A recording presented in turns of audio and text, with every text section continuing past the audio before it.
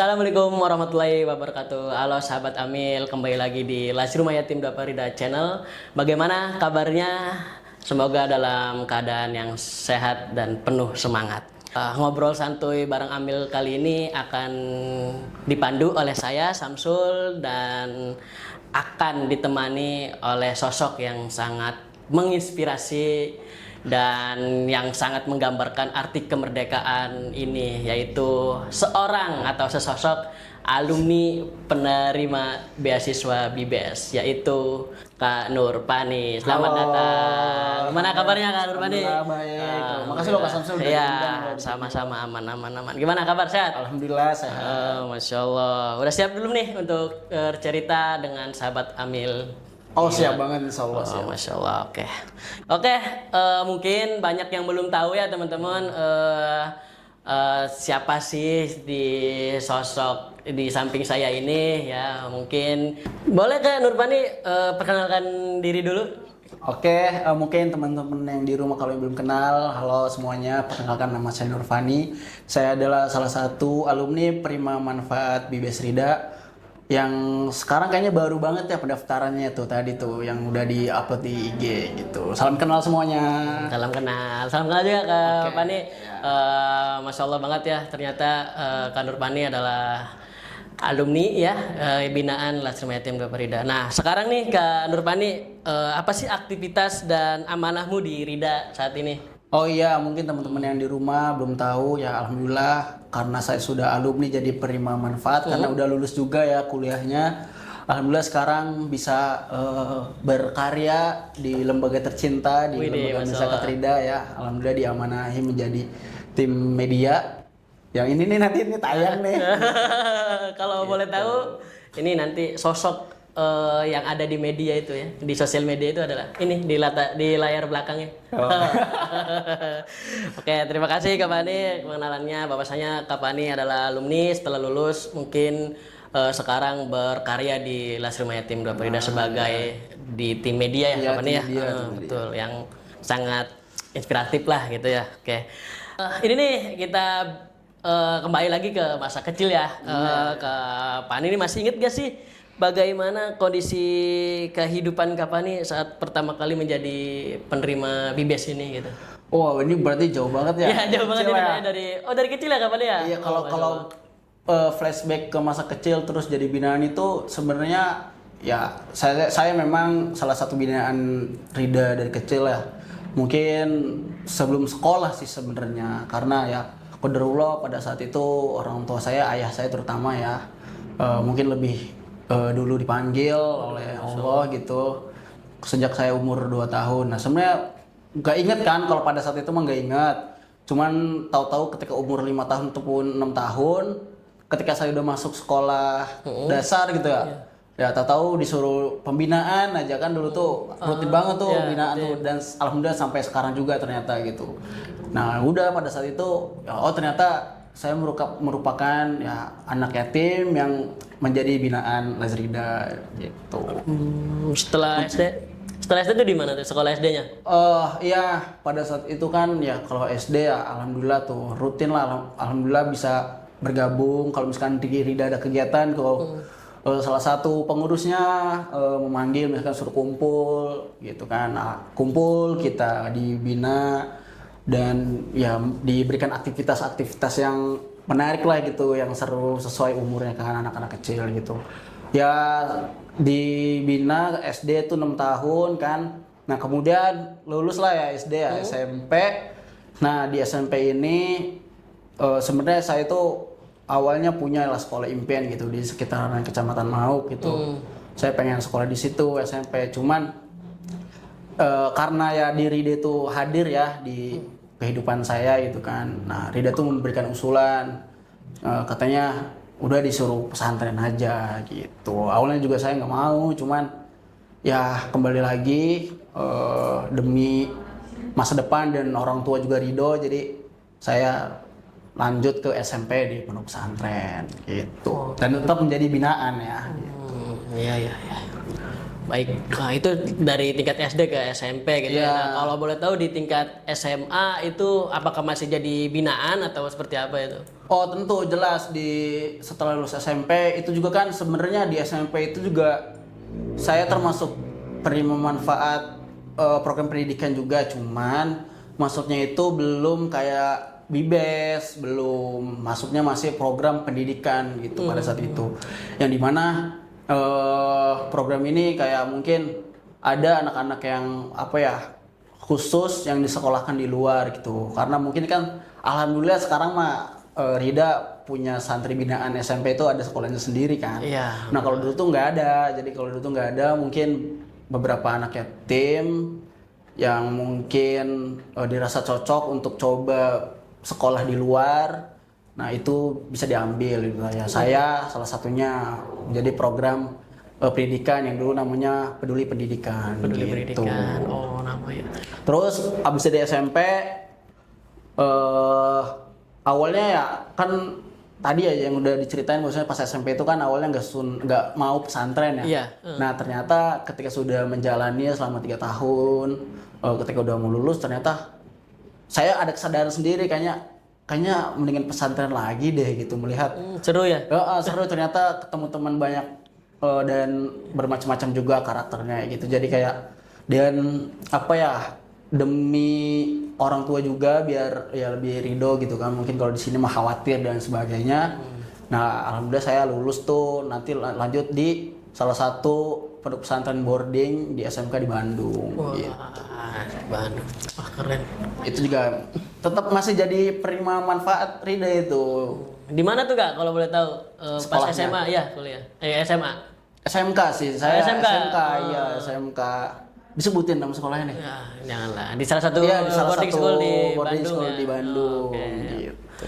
Oke, setelah di Bandung Nah, di Bandung itu kan saya juga alhamdulillah mendapatkan beasiswa juga ya. Sebenarnya di Bandung itu sekolahnya sebenarnya sekolahan yang cukup oke lah gitu. Nah, saya alhamdulillah bisa mendapatkan beasiswanya juga di sana. Wah, Full 100% gratis, tinggal sekolah. Namun hanya saja ketika setelah lulus di SMK-nya harus wajib mengabdi 1 tahun. Jadi setelah sekolah 3 tahun, habis itu lanjut pengabdian 1 tahun. Nah, selama menjadi menempuh pendidikan di sana ya kan 3 tahunnya itu masih jadi penerima manfaat. Namun ketika saya ngabdi itu biasanya tuh diputus dulu kan syaratnya harus aktif kan harus aktif sekolah gitu. Nah itu berhenti dulu BBS-nya gitu.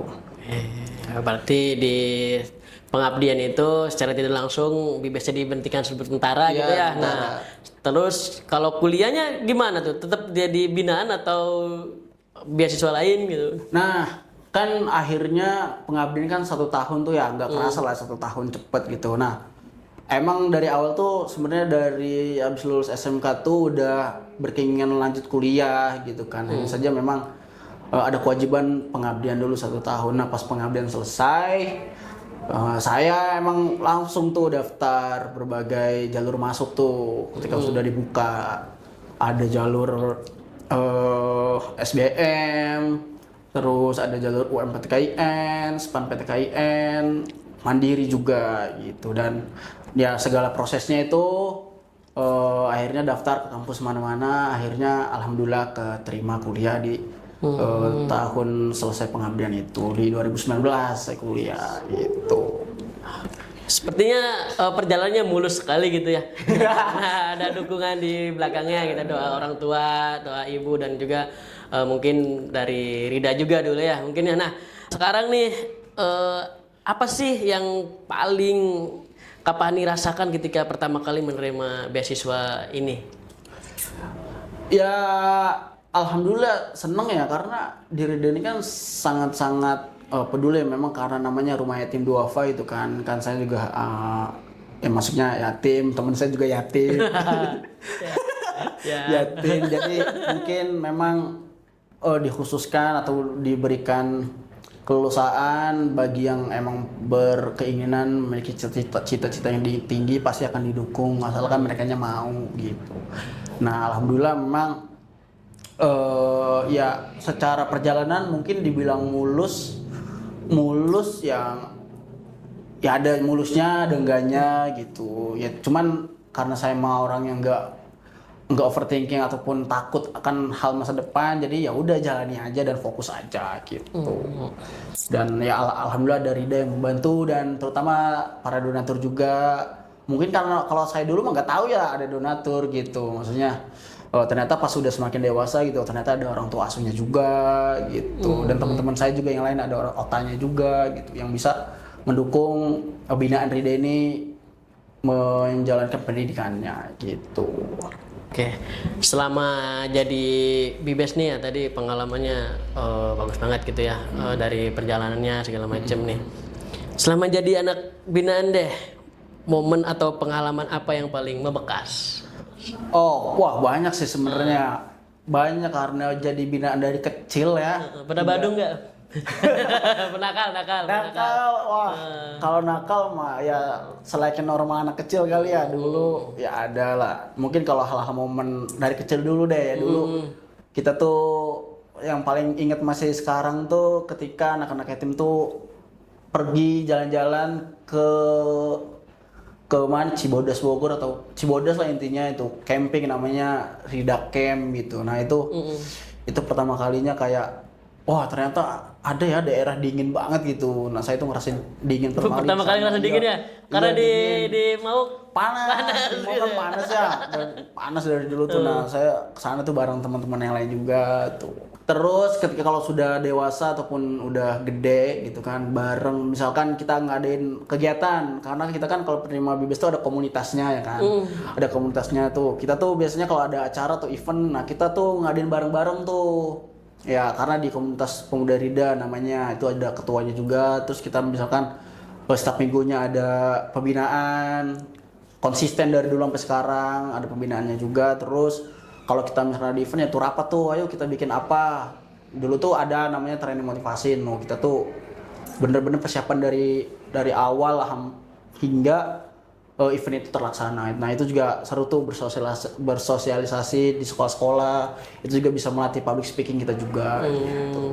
Iya benar-benar berarti bener-bener dari SD sampai kuliah kita bina gitu ya di sini ya bareng-bareng gitu dan banyak kegiatan yang bisa diikuti oleh penerima manfaat kita ya. Tadi kan yang membekas nih sekarang tantangan deh. Apa tantangan terbesar yang dihadapi Kapani bisa menyelesaikan pendidikan dari sekolah dasar sampai SMP, SMA atau kuliah gitu?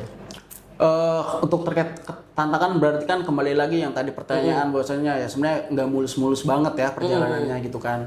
Nah sebenarnya selama proses pendidikan dari SMK terus ke perguruan tinggi itu kan itu salah satu ada struggle-nya sedikit waktu itu saya kan mencoba daftar ya kan ada UTBK saya daftar di Madura terus ada UMPTKIN dan Mandiri itu di Malang. Di Malang ya. Nah kalau yang di Madura tuh alhamdulillah keterima juga dan lolos skipnya.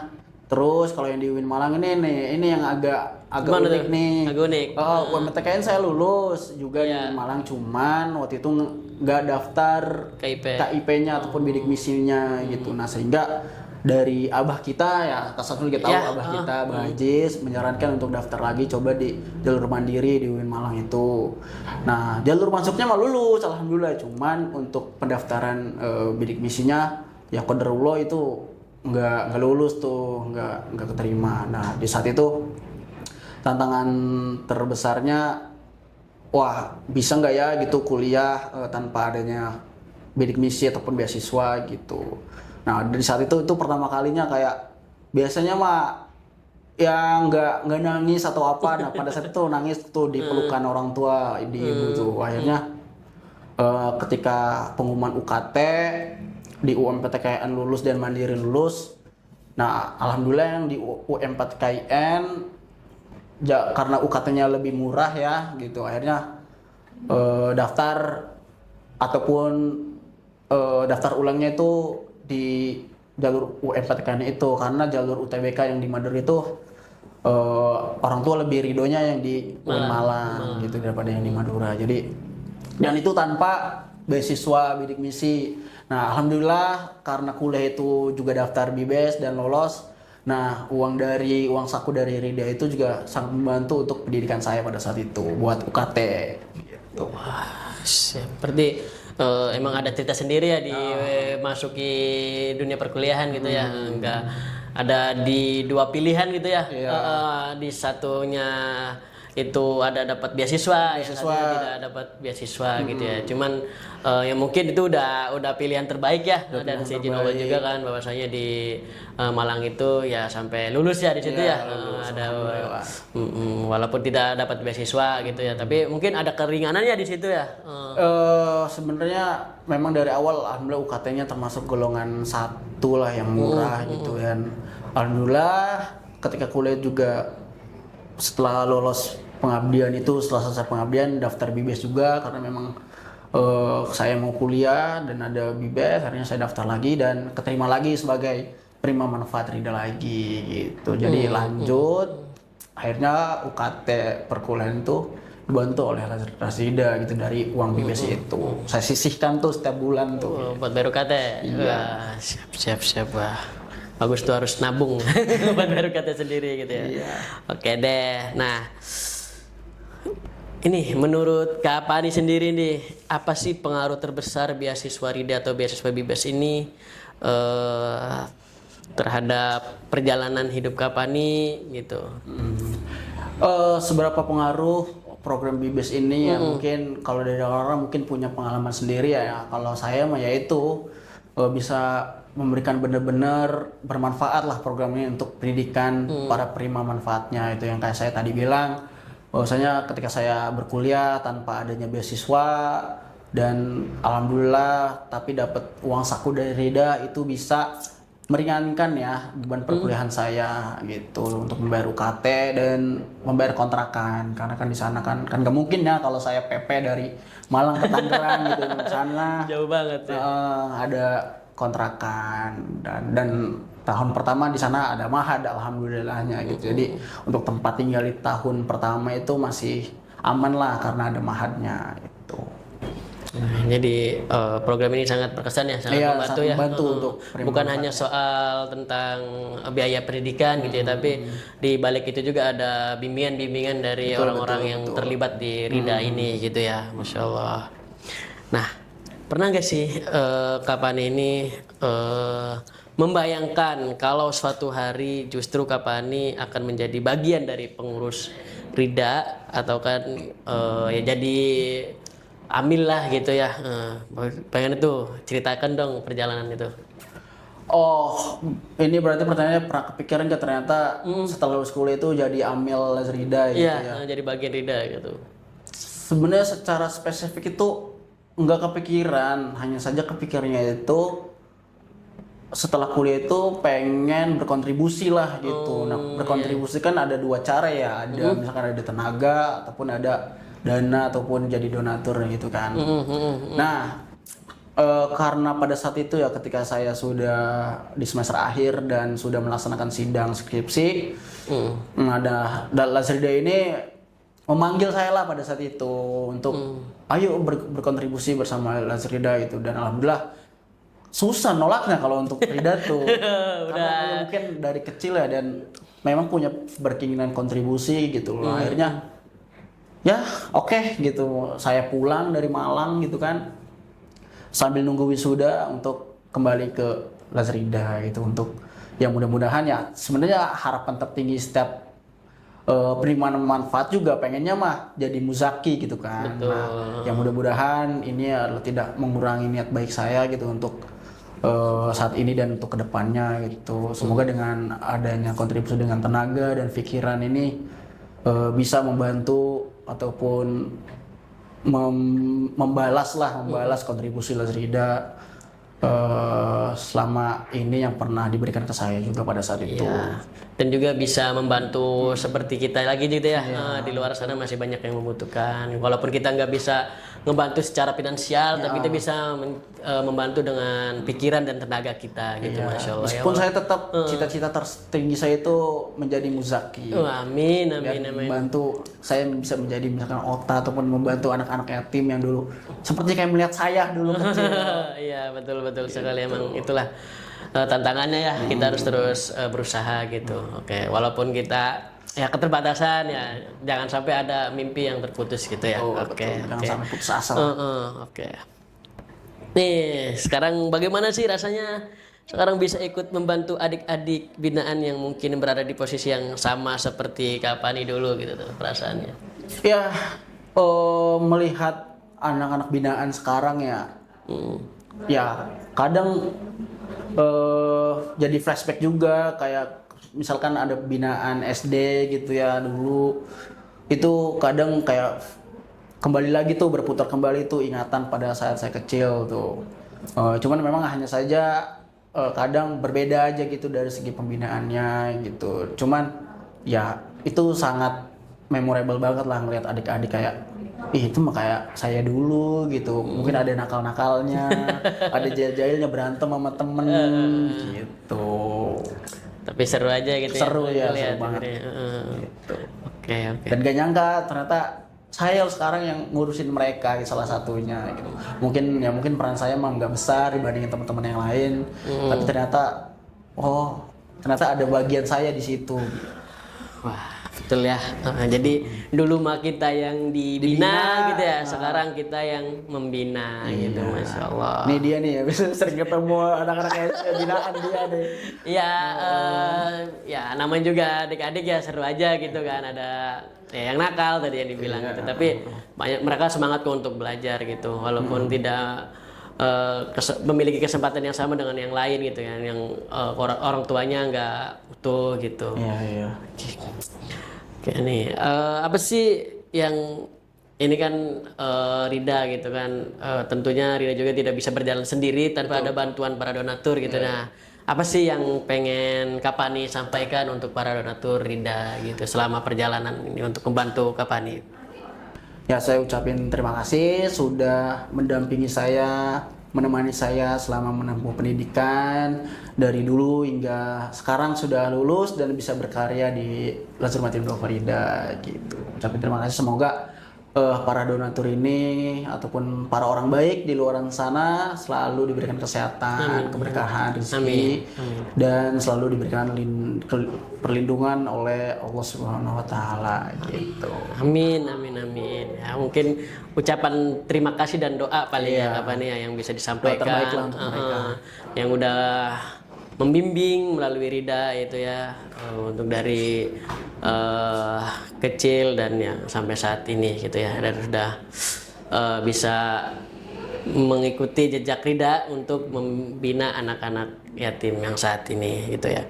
Nih, yang terakhir deh, kalau boleh nitip nih satu harapan untuk adik-adik binaan PBS Rida ini deh saat ini. Berarti kalau adik-adik ini berarti dari SD sampai perguruan tinggi gitu? Atau... Ya betul ya. Mungkin dispesifikin ke bagian mana gitu kan? Mungkin pesan ya semoga pesan ini bisa memberikan dampak baik untuk mereka ya, untuk adik-adik semuanya yang sekarang masih menempuh pendidikan dan menjadi penerima manfaat BBS yang baik dari tingkatan SD hingga perguruan tinggi. Teman-teman semangat belajarnya, jangan takut, jangan khawatir, jangan berputus asa, karena kita semua berhak mendapatkan pendidikan yang layak. Dan asalkan kamu semuanya tetap berusaha, minta doanya ke Allah dan minta restu juga ke orang tua selama orang tua itu masih ada gitu. Jadi teruslah gapai impian kalian setinggi langit, jangan takut lagi, bahwasanya pendidikan kita tuh bisa kita raih semuanya gitu, dan sungguh-sungguh terutama sih. Masya Allah, luar biasa banget cerita hari ini, dari keterbatasan air mata hingga akhirnya bisa lulus kuliah dan menjadi bagian kebaikan dari Lazrul Mayatim Dua Farida.